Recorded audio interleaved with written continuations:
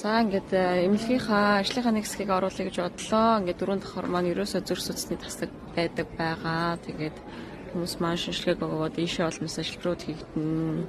Хямаалталт одоо юу гэдэг нь те зүрх талбайдаа бүхэл зүйлийг үзнэ гэсэн.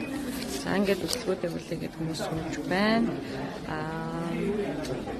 Тэгээд тэр бол хүмүүсээ ирэнгүүт нь сайхан дагуулгаад ямар ч өөртөө ирсэн тий шинжилгээнийх нь ямар гарсан ямар эм удаг ямар онцтой гэх зэрэг мэдээллүүдийг аваад тэгээд шаардлагатай гэсэн мэдээллүүдийг нь өөрөөс нь авлаад тэгээд эмчдэрээ ороод одоо ямар шинжилгээг шаардлагатай тэр хугацаа зарцуулах тий ямар мэс ажиллбар хийх ёстой ч гэдэг юм уу цаашдаа юм дээр анхаарах